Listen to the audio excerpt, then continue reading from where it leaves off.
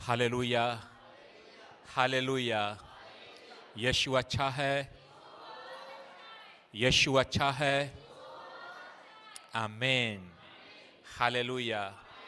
प्रभु की तारीफ हो। परमेश्वर का धन्यवाद। इस साल का ये पहला रविवार प्रभु ने हमारे जीवन में दिया और प्रभु की हजूरी में बैठकर परमेश्वर की स्तुति आराधना करने का अवसर प्रभु ने हमको दिया है। हम परमेश्वर को धन्यवाद करते हैं। आमीन, हालेलुया, हालेलुया। आइए ये समय कि हम लोग प्रभु के वचन में चलेंगे। हम मत्ती की किताब निकालेंगे। मत्ती की किताब उसका 4 अध्याय, उसका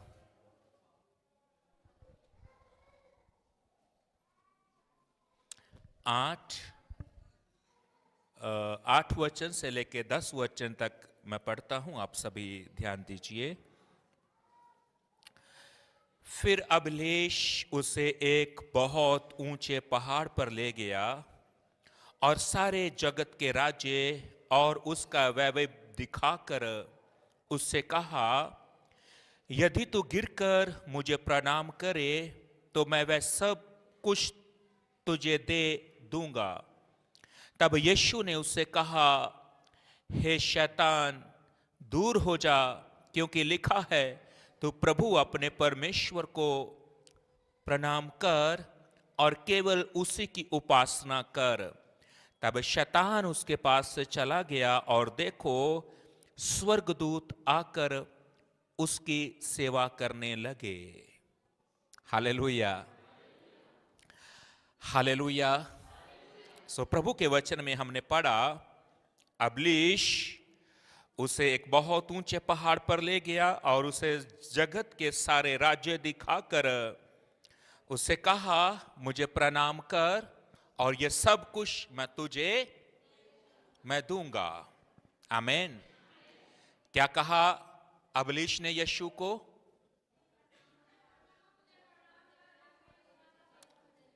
ऊंची बोलिए। ओके, मैं एक बार फिर से पढ़ता हूं अगर आपने नहीं सुना तो। 4 अध्याय हमने 7-8 वचन से पढ़ा है, 8 से लेके 11 तक लिखा है।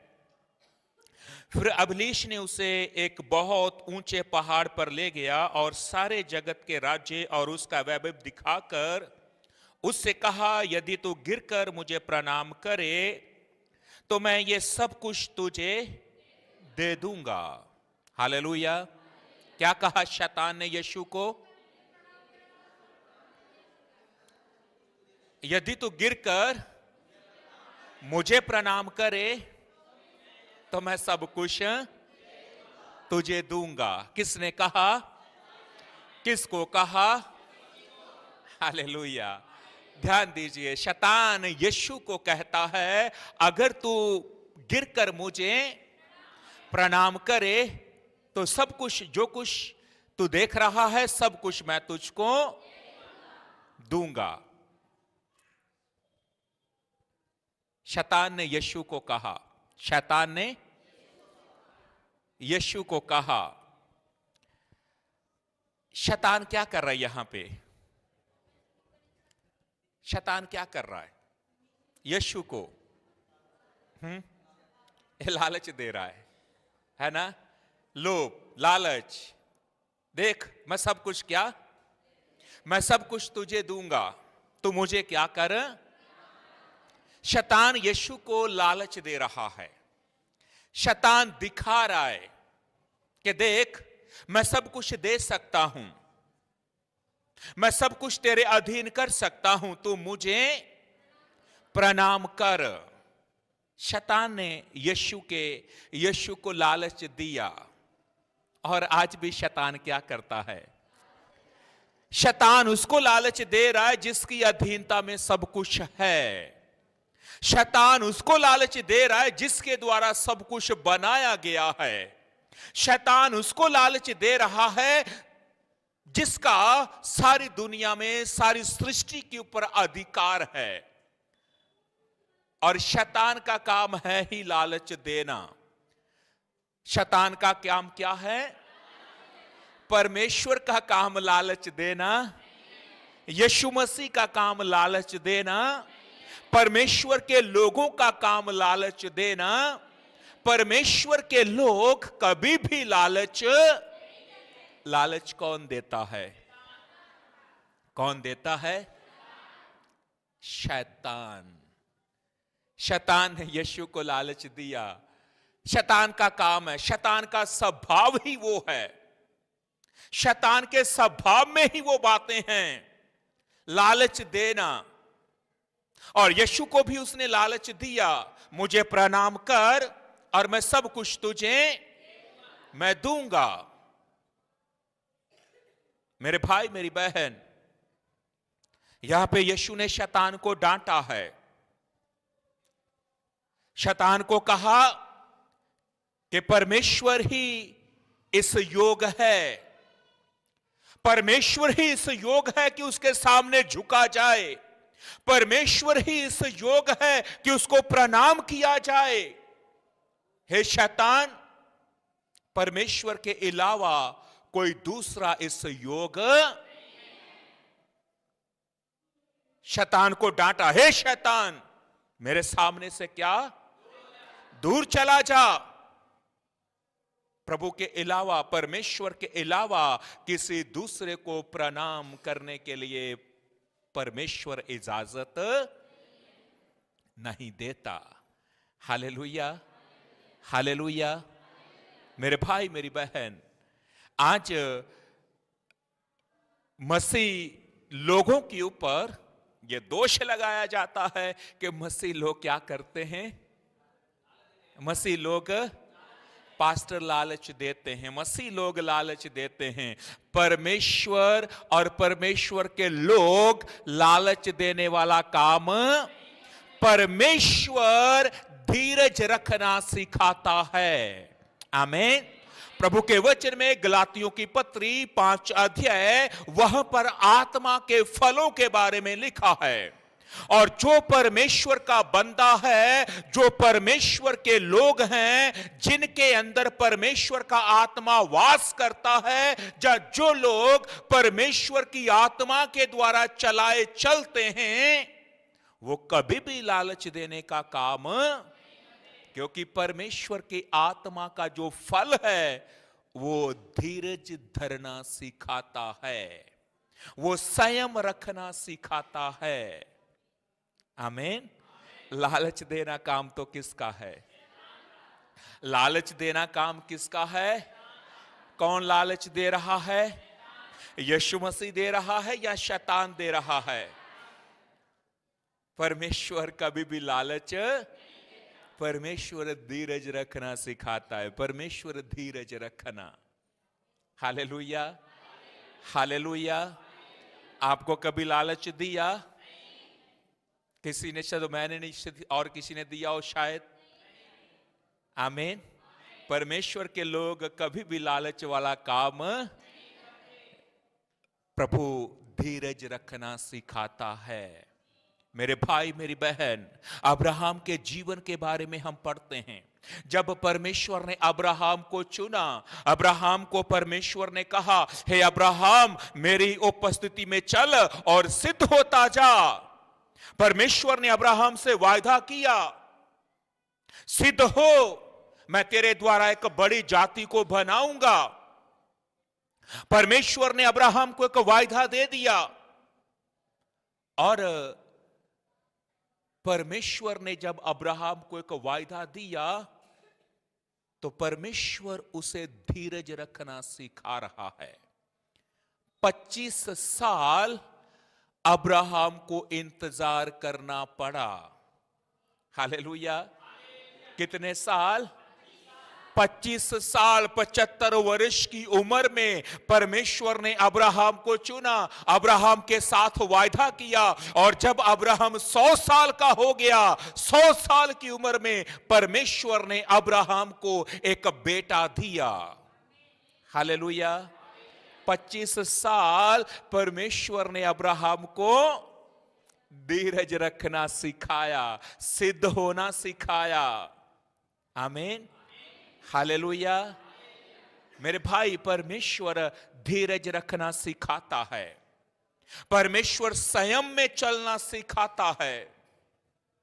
परमेश्वर का काम लालच देना नहीं है, लालच देना शैतान का काम है। शैतान कहता है मुझे प्रणाम कर और मैं तुझे सब कुछ मैं दे दूंगा। Hallelujah, hallelujah. मेरे भाई मेरी बहन, जो कोई भी लालच दे, समझ लेना उसके अंदर परमेश्वर का आत्मा, चाहे कोई भी पास्टर हो, कोई भी व्यक्ति क्यों ना हो, चाहे वो विश्वासी हो चाहे गैर विश्वासी हो, जो भी लालच देता है, समझना है ये परमेश्वर का आत्मा, क्योंकि परमेश्वर धीरज रखना सिखाता है, संयम रखना सिखाता है। अब्राहम ने 25 साल धीरज रखा। कितने साल? Hallelujah, hallelujah. मेरे भाइयों मेरी बहनों, इसलिए जल्दी कभी भी शैतान के बातों के अंदर आना, ओ तेरी तो प्रार्थना सुनी नहीं जाती, तुझे तो जो तू मांगती है वो तुझे मिलने वाला। यदि शैतान ऐसी विचारों को लेकर आए, उसी समय समझ लेना है यह शैतान की ओर से है, यह परमेश्वर की ओर से नहीं है। जो मैंने मांगा है परमेश्वर मुझे देगा, मेरी घटी को परमेश्वर पूरा करेगा। और बीच का समय समझ लेना कि परमेश्वर आपको क्या बना रहा है? सिद्ध बना रहा है। आमीन। अब्राहम को परमेश्वर ने सिद्ध बनाया। परमेश्वर ने अब्राहम को कहा तू सिद्ध होता जा, और जब समय आया तो परमेश्वर ने उसको एक बेटे के द्वारा ब्लेस किया। हालेलुया। मेरे भाई मेरी बहन, यूसुफ के बारे में सुना? यूसुफ जब वो लड़का था, जब वो 17 साल का था, उसने स्वप्न देखना शुरू किया। 17 साल की उम्र में यूसुफ ने स्वप्न देखा, पूले खेत में पड़े हैं और जितने पूले हैं वो सब आकर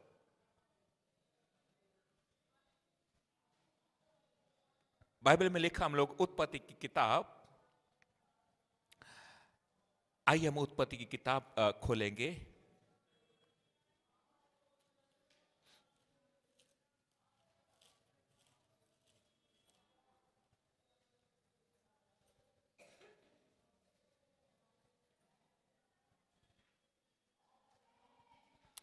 अ, 37 वचन का 5 वचन से है। यूसुफ ने एक स्वप्न देखा और अपने भाइयों से उसका वर्णन किया। तब वह और भी दोष करने लगे। उसने उनसे कहा, जो स्वप्न मैंने देखा है उसे सुनो। हम लोग खेत में पूले बांध रहे हैं और क्या देखता हूं, मेरा पूला उठकर सीधा खड़ा हो गया। तब तुम्हारे पूलों ने मेरे पूलों को चारों तरफ से घेर लिया और उसे दंडवत किया। आमीन, हालेलुया। यूसुफ 17 साल की उम्र में, कितनी उम्र में? उसने स्वप्न देखा, जब हम पूले बांध रहे थे तो मेरा पूला सीधा खड़ा और बाकी सब पूले आकर मेरे पूले को क्या करते हैं? दंडवत करते हैं। और उसके बाद उसने एक और स्वप्न देखा। उसने कहा कि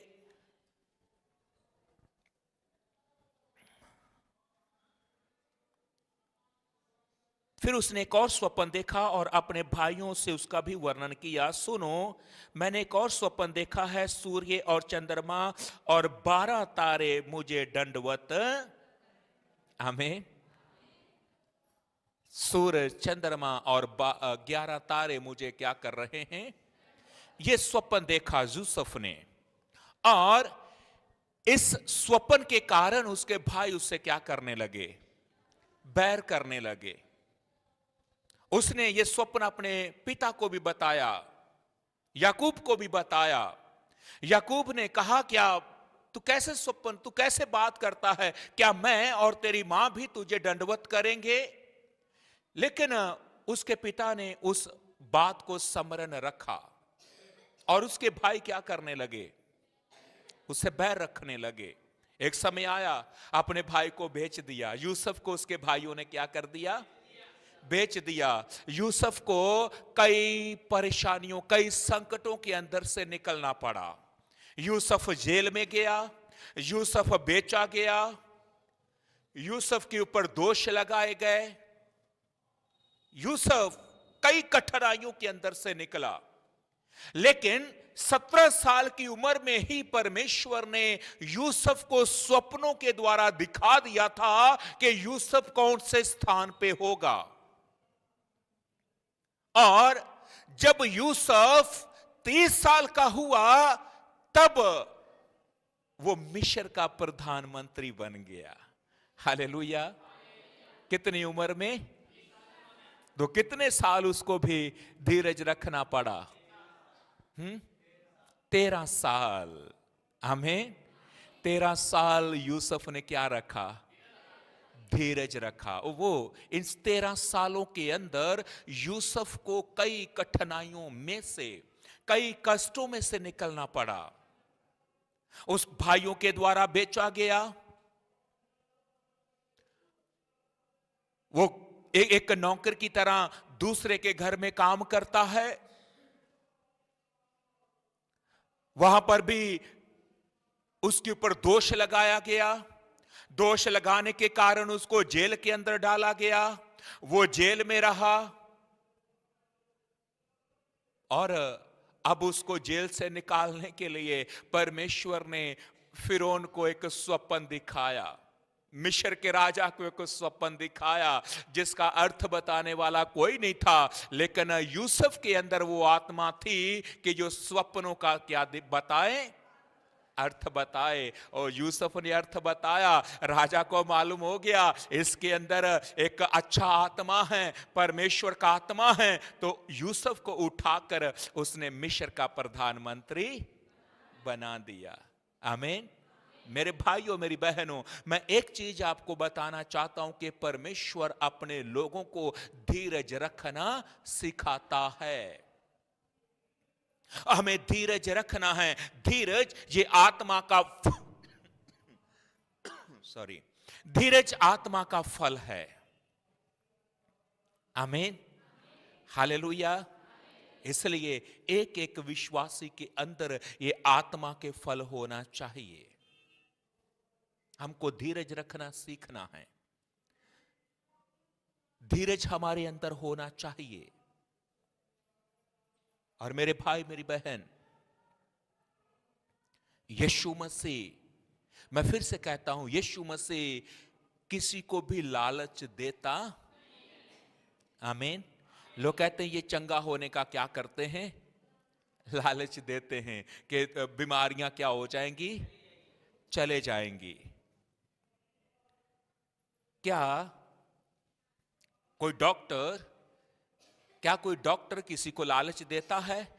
किसी बीमार को लालच देता है? वो बीमार को तो डॉक्टर के पास जाना ही पड़ता है। जो बीमार है वो डॉक्टर के पास तो जाएगा ही जाएगा। तो यीशु मसीह की भी हर एक व्यक्ति को जरूरत है जो पाप के अंदर है।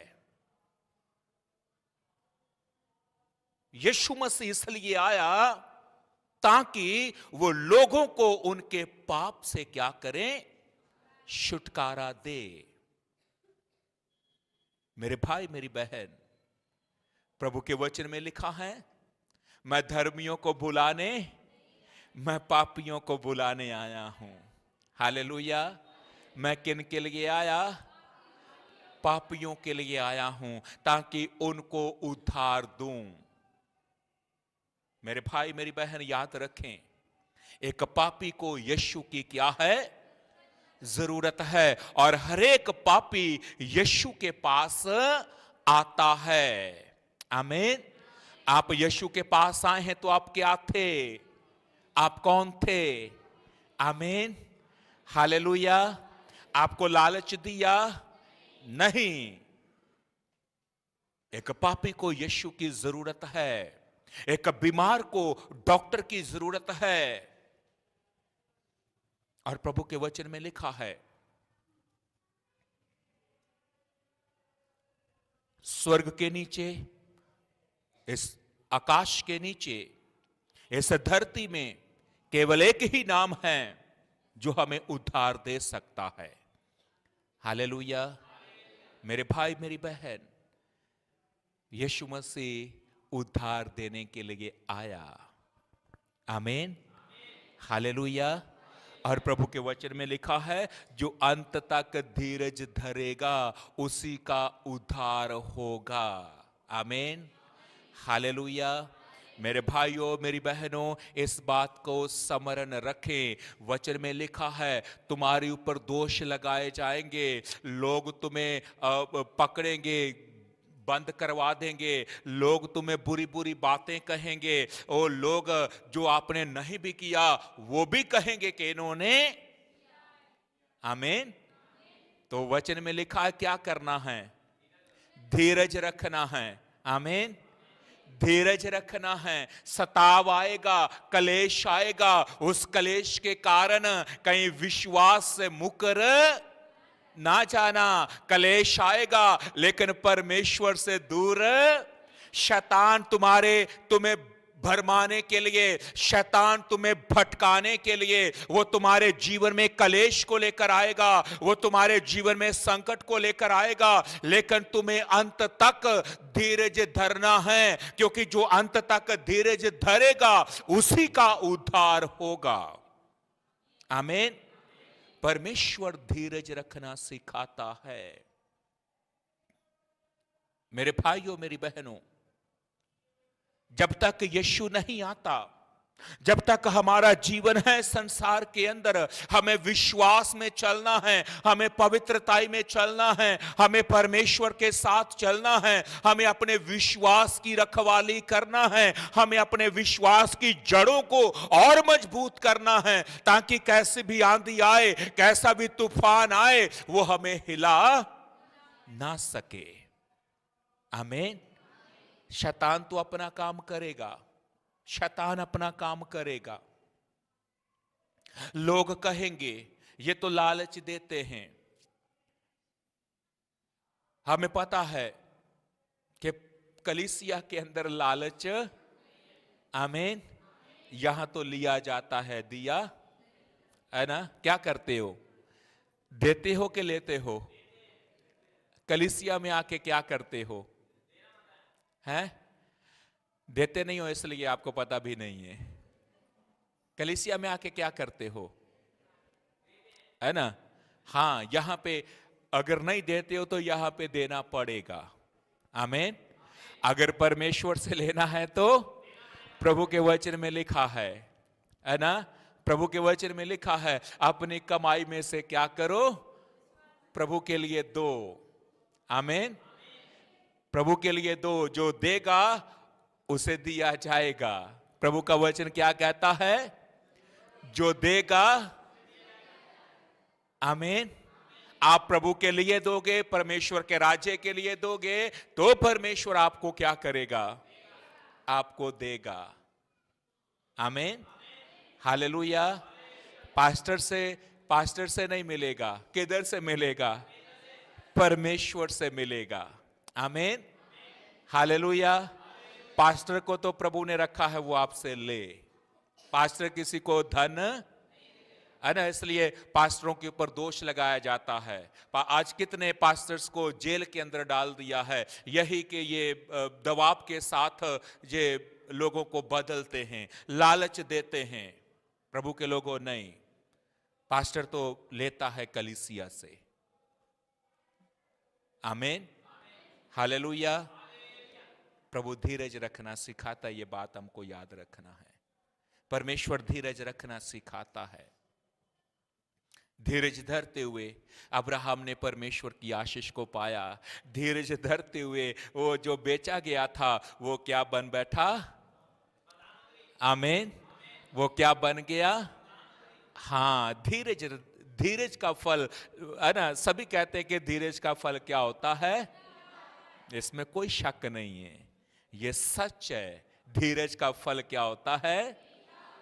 अब्राहम को पूछो धीरज का फल कितना मीठा है। आमीन। जब वो 100 साल का हो गया, जब कोई है ना बेटे की आस नहीं थी।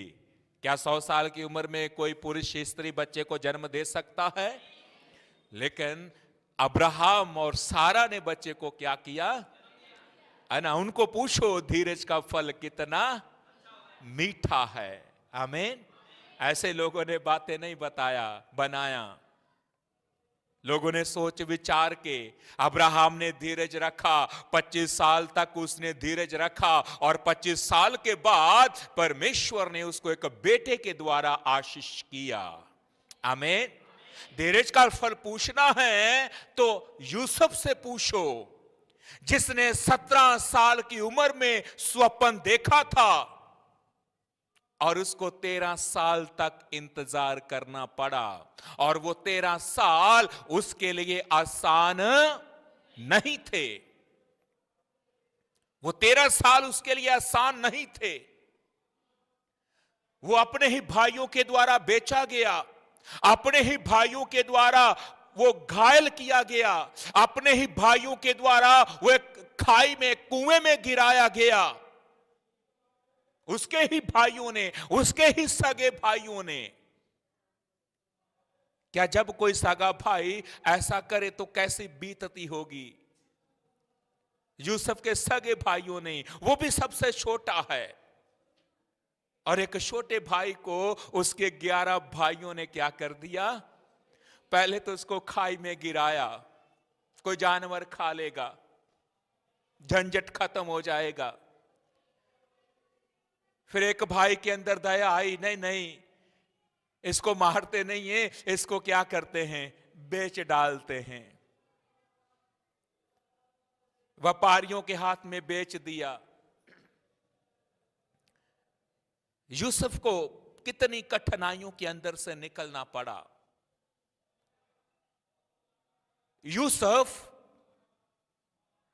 दूसरों के घरों में एक नौकर की तरह काम करता रहा। वहां उसको कितनी बार उसको बातें, ताने सुनने पड़े होंगे। उसके ऊपर दोष लगाया गया और उसको जेल में बंद कर दिया गया। 13 साल तक यूसुफ कई कठिनाइयों के अंदर से निकला। लेकिन यूसुफ ने 17 साल की उम्र में एक स्वप्न देखा था। अपने आप को बुराई के अंदर गिरने नहीं दिया, अपने आप को पाप के लिए नहीं दिया, अपने आप को पाप के लिए नहीं बेचा। उसे ईमानदारी में, उसे विश्वास योग्यता में बना रहा, जो परमेश्वर हर एक व्यक्ति के जीवन में देखना चाहता है। यूसुफ उसी पवित्रताई में बना रहा और उसकी पवित्रताई को, उसकी विश्वास योग्यता को देखकर जब समय आया तो परमेश्वर ने यूसुफ को मिस्र का प्रधानमंत्री बना दिया। Hallelujah, hallelujah. मेरे भाई, मेरी बहन, हमको धीरज धरना है। इसलिए हमको सीखना है कि अगर यूसुफ धीरज धर सकता है तो मुझे भी क्या करना है? अब्राहम धीरज धर सकता है तो मुझे भी क्या करना है? मुझे धीरज के साथ प्रभु के साथ चलना है और मैं परमेश्वर की आशीषों को क्या करूंगा? पाऊंगा। आमीन। परमेश्वर झूठा नहीं है और ना ही परमेश्वर बदलता है। आमीन। अगर परमेश्वर ने अब्राहम के साथ वायदा किया है तो उसको पूरा करने में वो सक्षम है, वो सामर्थी है। अगर परमेश्वर ने यूसुफ को स्वप्न दिखाया है तो उसको वो पूरा करेगा। आमीन। अगर परमेश्वर ने आपसे बात की है, परमेश्वर ने अगर आपको चुन लिया है, तो मेरे भाई मेरी बहन, परमेश्वर ने आपको एक आशीष के जीवन के लिए चुना है। हालेलुया। मेरे अजीज लोगों, मेरे भाइयों मेरी बहनों, लोग कहेंगे, लोगों को कहने दो। लोग जो भी कहते हैं उन्हें कहने दो। लोगों की परवाह मत करो, यीशु की ओर देखते रहो, यीशु की ओर ताकते रहो। आमीन, हालेलुया। यीशु की ओर ताकते रहो। लोगों का क्या है? लोगों का क्या है ना? वो कहते हैं जितने मुंह उतनी, जितने मुंह उतनी। एक कुछ कहेगा, दूसरा कुछ कहेगा। लोग कहते रहेंगे, एक नहीं दो बातें बोलेंगे, दो नहीं हजारों बातें बोलेंगे आपके विरोध में। लेकिन क्या करना है? सच्चाई को कौन जानता है? कौन जानता है? सच्चाई को कौन जानता है? आप जानते हो नहीं जानते? कितना लालच, कितना पैसा दिया गया है?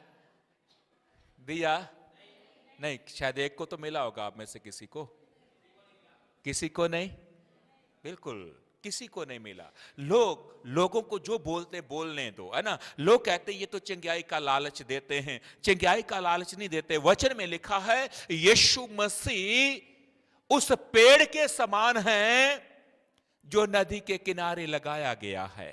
आमीन। प्रकाशित वाक्य में लिखा है जीवन के पेड़ के बारे में, जीवन का पेड़। और लिखा है लोग उसकी पत्तियों से क्या होते हैं? चंगे होते हैं। आमीन। लोग उसकी पत्तियों से क्या होते हैं? ओ यीशु मसीह के पास जाने की जरूरत नहीं है। यीशु मसीह को तो एक बीमार छू लेता है तो वो क्या हो जाता है? आमीन, हालेलुया।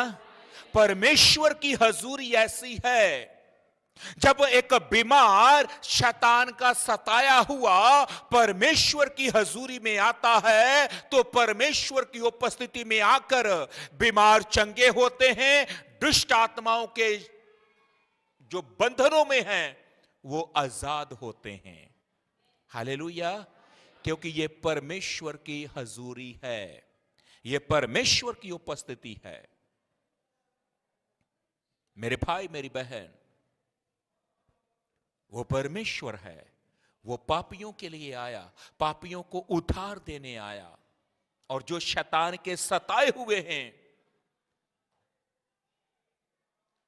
उन्हें वो आनंद, शांति देने के लिए आया। आमीन, हालेलुया। आप जितने यहां पे बैठे थे, आप पाप के दास्तव में थे, परमेश्वर ने आपको पाप से आजाद किया है। हालेलुया। आप शैतान के सताए हुए थे और परमेश्वर ने आपको छुड़ाया है। हालेलुया। मेरे भाई मेरी बहन, परमेश्वर को धन्यवाद देना है और धीरज के साथ प्रभु के साथ चलते रहना है। आमीन। धीरज के साथ परमेश्वर के वचनों को पकड़े रहिए। अपने विश्वास की रखवाली कीजिए, अपने विश्वास को और बढ़ने दीजिए, अपने विश्वास की जड़ों को और गहरा जाने दीजिए और प्रभु से प्रेम करते हुए प्रभु से कहना है, संत पौलुस की तरह कहना है, कौन मुझे मसीह के प्रेम से अलग करेगा। आमीन। संत पौलुस अपने बारे में कहता है, उसने परमेश्वर से प्रेम किया, उसने परमेश्वर को जान लिया। अब संत पौलुस कहता है, कौन मुझे मसीह के प्रेम से अलग करेगा। वो कहता, क्या तलवार मुझे मसीह के प्रेम से अलग कर सकती है? नहीं। क्या मुझे अकाल, भूख, कौन सी वो चीज है जो मुझे मसीह के प्रेम से अलग कर सकती? संत पौलुस कहता है, मुझे कोई भी मसीह के प्रेम से अलग कर सकता। आमीन। ऐसे ही मेरे भाई मेरी बहन, हमें भी परमेश्वर से क्या करना है? प्रेम करना है। हालेलुया। परमेश्वर वो परमेश्वर है। मेरे भाई मेरी बहन, आप धन्य हैं कि परमेश्वर ने आपको चुना है। आप धन्य हो कि आप परमेश्वर को जानते हो। हालेलुया। परमेश्वर को धन्यवाद दें, परमेश्वर को धन्यवाद दें। आइए अपनी आंखों को बंद करें और हम अपने आप को परमेश्वर के सन्मुख लेकर आए।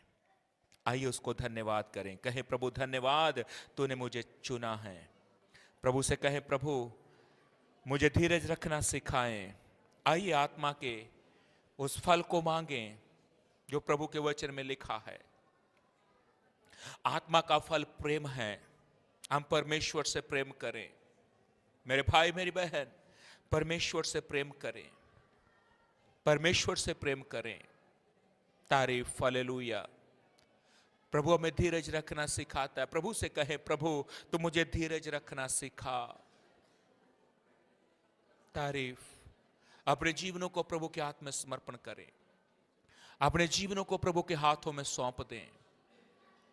मेरे भाई मेरी बहन, हमारा परमेश्वर अब्राहम का परमेश्वर है, हमारा परमेश्वर यूसुफ का परमेश्वर है, हमारा परमेश्वर पौलुस का परमेश्वर है। आइए प्रभु को धन्यवाद करें, आइए उसके नाम की तारीफ करें, आइए हम उसके पवित्र नाम को महिमा दें, आइए उसके पवित्र नाम को ऊंचा उठाएं। धन्यवाद, हालेलुया।